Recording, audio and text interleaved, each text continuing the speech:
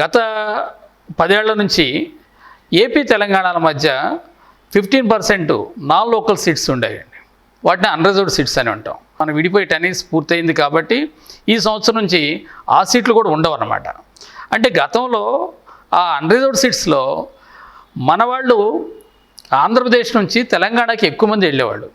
ఏ విధంగా వెళ్ళేవాళ్ళు అంటే మంచి ర్యాంక్స్ వచ్చిన వాళ్ళు అక్కడ ఉన్నటువంటి గాంధీ ఉస్మానియా కాలేజీలో ప్రిఫరెన్స్ ఇచ్చేవాళ్ళు అనమాట. ఆ తర్వాత మధ్యస్థంగా వచ్చిన వాళ్ళకి ఏమవుతుందంటే మన రాష్ట్రంలోనేమో ప్రైవేట్ మెడికల్ కాలేజ్ వస్తుంది, తెలంగాణలో అయితేనేమో వాళ్ళకి గవర్నమెంట్ మెడికల్ కాలేజ్ వస్తుంది. కాబట్టి గవర్నమెంట్ మెడికల్ కాలేజెస్లో ఫీజులు అవి తక్కువ ఉంటాయని చెప్పేసి వాళ్ళు కూడా ఇక్కడ నుంచి ప్రైవేట్ మెడికల్ కాలేజీలో వచ్చిన వాళ్ళు కూడా ఇక్కడ టీసీ తీసుకొని వెళ్ళి తెలంగాణలో జాయిన్ అయ్యేవాళ్ళు. సీటే రాని వాళ్ళకి జనరల్ సీట్స్ కానివ్వండి, తర్వాత బీసీ-డి విద్యార్థులు కానివ్వండి, బీసీ-ఏ విద్యార్థులు కానీ ఎక్కువ మంది ఆంధ్రప్రదేశ్ నుంచి తెలంగాణకి వెళ్ళేవాళ్ళు. మరి ఈ సంవత్సరం అవకాశం లేదు.